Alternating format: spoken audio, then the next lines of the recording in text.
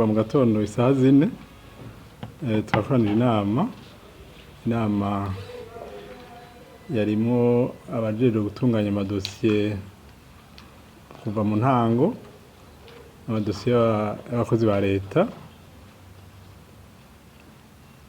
n'abakozi bakora mu gisata nk'uko nabivuze gitunganya amadosiye, gestion de la carrière des fonctionnaires. Rero inama twayikoranije kugira dukeburane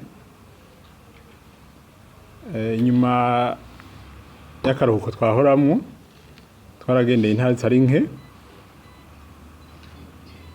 turumva ibibazo bibazwa hirya no hino, dusanga iki gisata kiridogerwa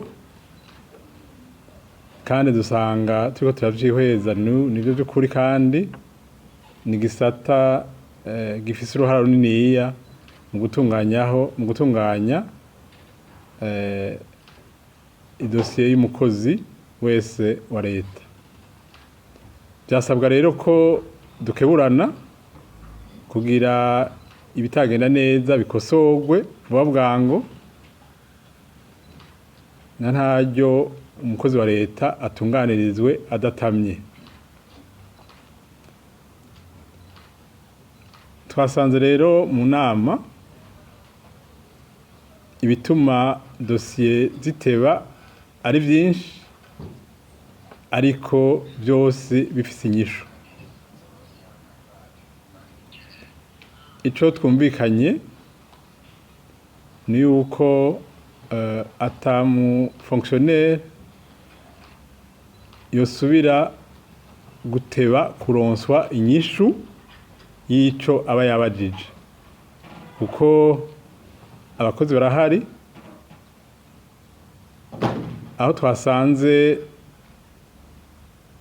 badakwiye tugiye vuba cane kubashiraho, kuko turafise mu yandi ma service, ariko iki gisata kironswe abakozi bakwiye, gutyo bashobore kwishura ibibazo mu mwanya muto. Bavuze twasanze hariho n'ikibazo c'amamashini n'ic'ibikoresho, ariko ivyo ntivyotuma akazi gahagarara, ntivyotuma ibibazo bitishurwa, kuko byose uburyo burarondegwa, ibikoresho birarondegwa.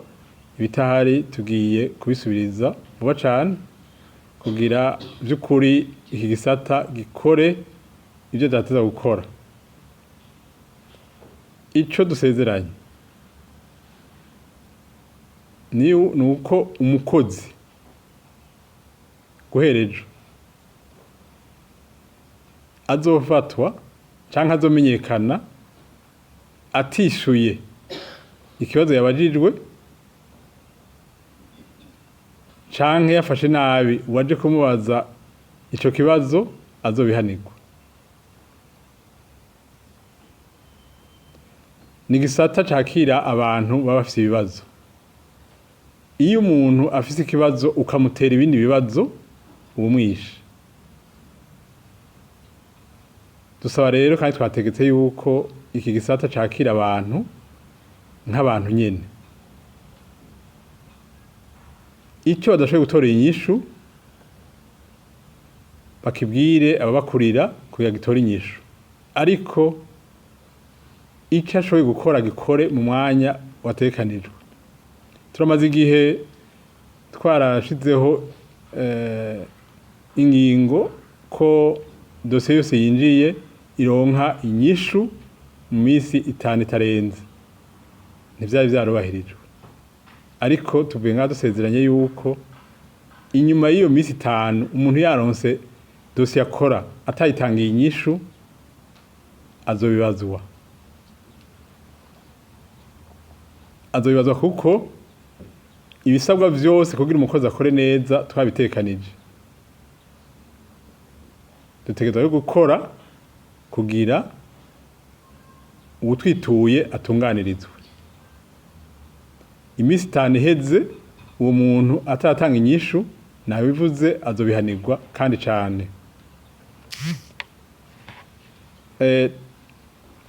Tumenyesheje n'abahora batwitura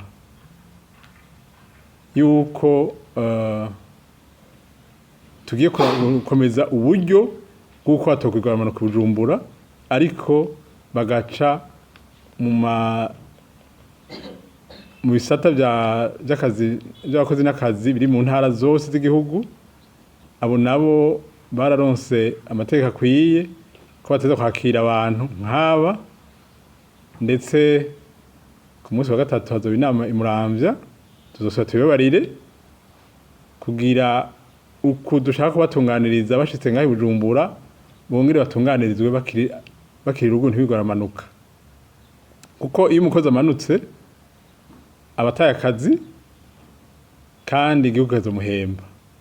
Nico gituma twashaka kubatunganiriza iyo bari abashitse ngaha nabo bagatunganirizwa badatamye. Twarashizeho uburyo bwo guhamagarana budatwara amahera ku mukozi akoresheje telefone, ico bita fraude.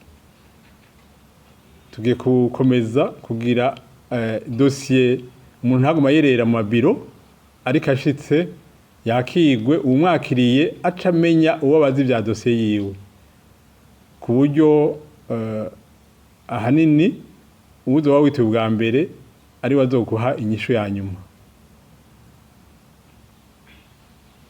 Ivyo tukibaza ko bizoza gufasha cane. Rero majambo makeya, inama yagenze neza, yari inama yo gukeburana, ariko izokurikirwa no gukara mu gihe ivyo twasezeranye bitagiye mu ngiro, kandi biteza kuja mu ngiro kuko twabariye abumva kandi twabariye ababona kandi batahura ko bateza gukora akazi neza uko igihugu caduhaye akazi kibidusaba, kandi ku neza yabo duteza gutunganiriza